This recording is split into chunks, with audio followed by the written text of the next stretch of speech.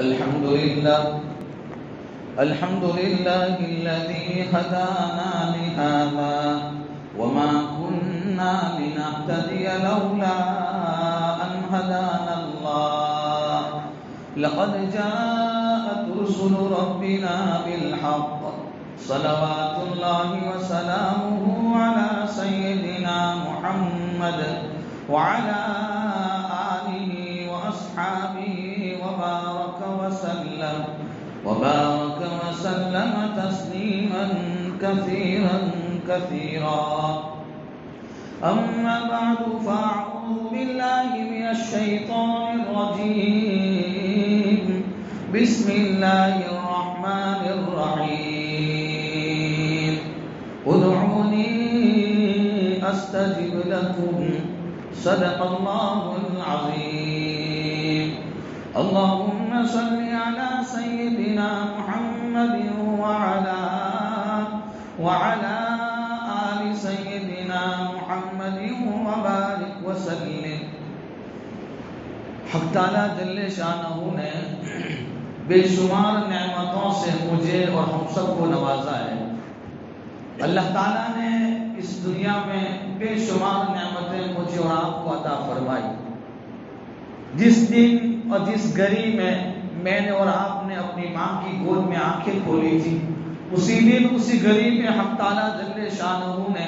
اپنے بے شمار بندوں کو آنکھیں کھولنے کی توفیق دی تھی. لیکن حق تعالیٰ جل شانہ کا کرم اور اس کی مہربانی ہے، اللہ نے مجھے اور آپ کو ایمان اور کلمے کی نعمت ہم سب کو عطا فرمائی. اگر کوئی آدمی یوں کہے کہ میں سمندر کے اندر پانی کے قطروں کو گننا چاہوں تو ہم اس کی بات کو مان لیں گے. اگر کوئی یوں کہے کہ میں ریتیلے میدان میں ریت کے چھوٹے چھوٹے ذرات کو اگر گننا چاہوں تو ہم کہیں گے کہ ہاں بات ٹھیک ہے. لیکن اگر کوئی آدمی یوں کہے کہ میں اللہ تعالیٰ کے جو انعامات اپنے بندوں پر ہیں میں اس انعامات کو، اس کے احسانات کو گن سکتا ہوں تو ہم اس کی بات کو نہیں مانیں گے. اس لیے کہ حق تعالیٰ جل شانہ نے اور اللہ ہی نے اپنے قرآن میں فرمایا ہے ان تعدوا نعمت اللہ لا تحصوها. اگر تم میرے بندوں میری دی ہوئی نعمتوں کو اور میرے دیے ہوئے احسانات کو گننا چاہو نہ گن سکتے ہیں نہ شمار کر سکتے ہیں. تو بے شمار نعمتیں اللہ نے ہمیں عطا فرمائی ہے. ہارون رشید ایک بہت بڑا بادشاہ اس دنیا میں گزرا ہے. ایک مرتبہ اس کو پانی کی پیاس لگی تو اس کے ساتھ ایک اللہ والے بیٹھے ہوئے تھے اور ہمیشہ اللہ والوں کی نظر آخرت پر ہوتی ہے. جب ان کو پیاس لگی اس نے وزیر کو حکم دیا کہ لاؤ ایک گلاس پانی کا اور مجھے پلاؤ. تو اس اللہ والے نے اس بادشاہ سے کہا کہ بادشاہ سلامت، پانی کا گلاس پینے سے پہلے میری ایک بات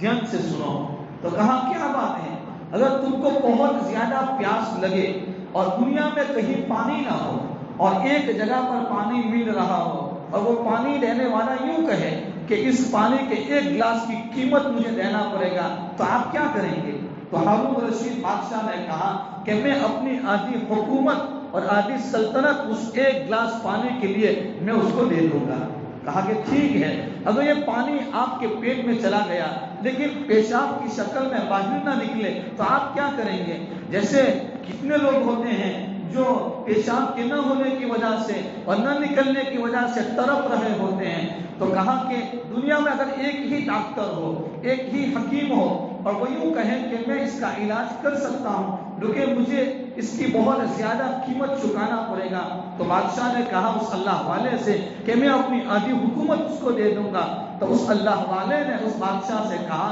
کہ ہارون رشید بات تو صحیح ہے کہ ایک گلاس پانی کے بدلے میں آپ اپنی پوری حکومت دینے کے لیے تیار ہیں، تو آپ اپنی زندگی میں کتنا ٹن اور من کی تعداد میں پانی استعمال کیا ہے؟ یہ تو ایک نعمت کی بات ہے. اس کے علاوہ کتنی نعمتیں ہیں جو اللہ تعالیٰ نے مجھے اور ہم سب کو عطا فرمائی ہے. رمضان کا مہینہ آیا تھا رمضان کا مہینہ یہ بہت بڑا برکت والا رحمتوں لے کر آیا. جس نے اس رمضان میں روزے رکھے، جس نے قرآن کی تلاوت کی، جس نے راتوں میں تراویح میں قرآن کو سنا اور جس نے سنایا، سب کا رمضان کا مہینہ مکمل ہوا. اور جس نے رمضان کے روزے نہیں رکھے، کھلے عام ہوٹلوں پر کھاتے رہے، کھلے عام گلیوں میں لوگوں کے سامنے کھانا کھاتے رہے اور اپنی ضروریات کو پورا کرتے رہے، اس کا بھی رمضان کا مہینہ مکمل ہوا. لیکن حقیقت میں جس نے رمضان کے روزے نہیں رکھے ہیں، جس نے راتوں میں قرآن کی تلاوت نہیں کی ہے، جس نے زکوٰۃ ادا نہیں کی ہے، جس نے صدقۃ الفطر ادا نہیں کیا ہے، اور جس نے رمضان کی عبادت کر کے رمضان کو استعمال نہیں کیا ہے، رمضان کی رحمتوں کو نہیں لوٹا ہے، ایسے آدمیوں کو عید کے دن خوشی منانے کا کوئی حق ہی نہیں. خوشی تو وہ منائے کہ جو رمضان کے روزے رکھے، رمضان کو جس طریقے سے گزارنا تھا اس اعتبار سے رمضان، ہاں جو بیمار تھا، جس کو شرعی کوئی عذر تھا اور اس کی بنیاد پر مسائل کی روشنی میں اگر وہ رمضان کے روزے اس کے چھوٹے ہیں وہ بعد میں قضا کر سکتا ہے. لیکن جس نے اپنی جوانی تھی، بہترین طاقت اور صلاحیت تھی، پھر بھی رمضان کا مہینہ یوں ہی گنوا دیا، لوگوں کے سامنے کھاتے رہے، ایسے آدمیوں کو اس آج کے عید کے دن خوشی منانے کا کوئی حق نہیں. خوشی وہ منائے گا اس لیے کہ یہ آج کا دن یہ بدلے کا دن ہے. بدلہ تو اس کو ملے گا، انعام اور سینہ تو اس کو ملے گا جو محنت کرے گا، جو تکلیفیں اٹھائے گا، جو مشقت اور مجاہدے کرے گا. جس نے رمضان میں تکلیفیں اٹھا کر راتوں میں قرآن کی تلاوت کی ہے، جس نے تہجد کا اہتمام کیا ہے، جس نے اتنی سخت گرمی میں رمضان کے روزے رکھے ہیں، ایسے آدمی کو آج کے دن بھی اللہ تعالیٰ بدلہ دیں گے. اسی لیے حدیث پاک میں آتا ہے جب عید کا دن ہوتا ہے اور عید کی صبح ہوتی ہے، اللہ تعالیٰ آسمانوں سے فرشتوں کو اعلان کرتا ہے اور فرشتے آسمانوں سے اتر کر زمینوں میں دنیا میں پھیل جاتے ہیں، گاؤں میں پھیل جاتے ہیں، محلے میں پھیل جاتے ہیں، شہر میں پھیل جاتے ہیں، اور جہاں راستے کے کنارے ہوتے ہیں وہاں پر فرشتے بیٹھ جاتے ہیں اور کیا آواز لگاتے ہیں. اس آواز کو انسان اور جنات کے علاوہ دوسری ساری مخلوق سن رہی ہوتی ہے. فرشتے آواز رکھتے ہیں، آواز لگاتے ہیں، چلو اس رب کی طرف، اس رب کے بارگاہ کی طرف جو بڑے بڑے قصوروں کو، بڑے بڑے گناہوں کو معاف کرنے والا ہے. ایسے رب کی درگاہ کی طرف چلو، ایسے رب کی بارگاہ کی طرف چلو، ایسے رب کی چوکھٹ کی طرف چلو جو آج تم کو معاف کرنے والا ہے، آج تمہیں اپنے کیے پر بدلہ دینے والا ہے. اسی لیے آ جاؤ. اسی لیے حدیث پاک میں آتا ہے اللہ کی طرف سے اعلان ہوتا ہے، میرے عزت کی قسم، میرے جلال کی قسم، میری کبریائی کی قسم، آج تم مجھ سے جو بھی مانگو گے میں تمہاری ضروریات کو پورا کروں گا. اگر آج آخرت کے بارے میں، اپنی آخرت کے بارے میں، اپنی قبر کے بارے میں جو سوال کرو گے، جو چیز مانگو گے میں تمہیں وہ عطا کروں گا. لیکن اگر تم نے دنیا کے بارے میں مجھ سے سوال کیا تو پھر میں تمہاری مصلحت کو دیکھوں گا کہ اگر تم کو دینا مناسب ہے تو اللہ دے گا، اگر مناسب نہیں ہے تو اس دعا کے بدلے میں اللہ تعالیٰ آخرت میں اس کا اجر رکھیں گے، اس کو جمع کر دیں گے. اور پھر کیا ہوگا؟ آواز آئے، اللہ کی طرف سے اعلان ہوتا ہے، جاؤ بخشے بخشائے، میں نے تم کو معاف کر دیا ہے، تم مجھ سے راضی ہو گئے اور میں تم سے خوش ہو گیا ہے. تو یہ آج کا عید کا مبارک دن یہ خوشیوں کا دن ہے. لیکن ایسے موقع پر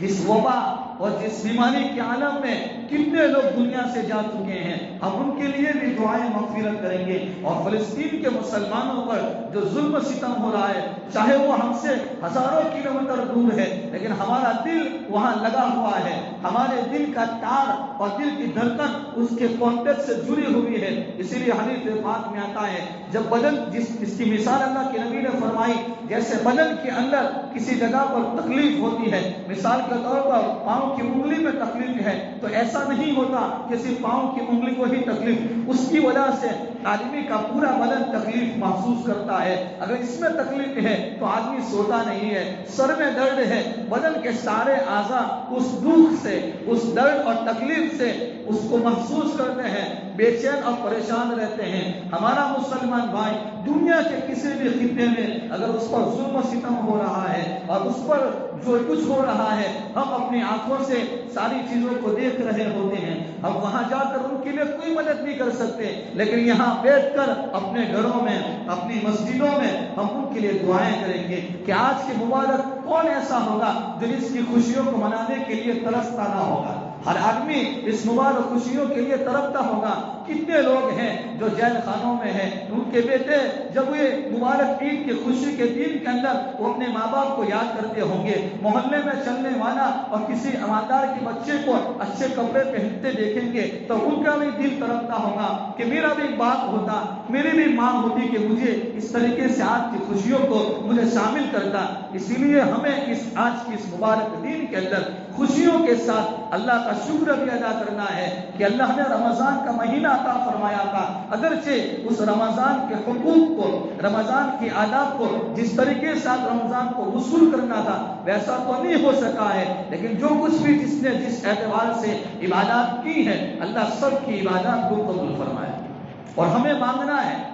اللہ نے بے شمار جو آدمی نعمتوں، اللہ تعالیٰ نے بندوں کو جو نعمتیں دی ہیں، اللہ نعمتوں کا صحیح حق ادا کرنے کی وجہ سے اس کی نعمتوں میں ترقی دیتے ہیں۔ قرآن میں اللہ تعالیٰ فرماتے ہیں لَئِن شَكَرْتُمْ لَأَزِيدَنَّكُمْ وَلَئِن كَفَرْتُمْ إِنَّ عَذَابِي لَشَدِيدٌ۔ اے میرے بندو، اگر تم میری دی ہوئی نعمتوں کو اور میرے دی ہوئے نعمتوں میں شکر گزاری کرو گے، میں تمہاری نعمتوں میں ترقی کرتا چلا جاؤں گا۔ وَلَئِن كَفَرْتُمْ إِنَّ عَذَابِي لَشَدِيدٌ۔ اگر تم میری دی ہوئی نعمتوں کو استعمال کرنے کے بعد ناشکری کرو گے، بغاوت کرو گے تو پھر میرا عذاب بھی سخت ہے۔ تو اگر ہم چاہتے ہیں اس دنیا میں جس طریقے سے آج کا اس مبارک عید کا دن اللہ نے عطا فرمایا ہے، یہ خوشی کا دن ہے، اور ہم چاہتے ہیں کہ پوری زندگی اسی طریقے سے خوشیوں والی گزاریں اور بڑی خوشگوار زندگی گزاریں،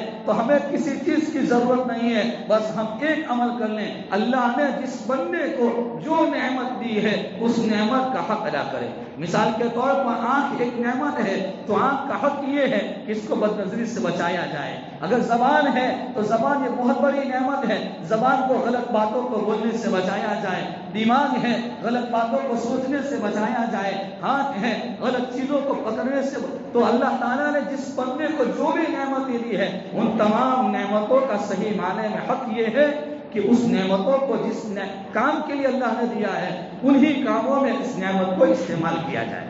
تو رمضان کا مہینہ آیا تھا، ہمارے ہاتھوں سے گزر گیا ہے، اب اس کے اوپر آدمی چاہے کتنا بھی افسوس کرے، حقیقت میں یہ ہے کہ اللہ تعالیٰ نے جس بندے کو جتنی توفیق دی، کسی نے کتنے قرآن ختم کیے ہوں گے، کسی نے پورے مہینے تہجد کا اہتمام کیا ہوگا، لیکن اللہ کو وہ عمل پسند ہے جو استقامت کے ساتھ کیا جائے، پابندی کے ساتھ کیا جائے، اہتمام کے ساتھ کیا جائے۔ اس لیے رمضان میں جو ہم نے عبادات کر کے، دعائیں مانگ کر، قرآن کی تلاوت کر کر جو اپنے دل کو بنایا ہے، اپنے دل میں جو کیفیت بنائی ہے اس کیفیت کو باقی رکھنا ہے، اس نورانیت کو باقی رکھنا ہے، تاکہ ہم پورا سال اسی طریقے سے گزاریں۔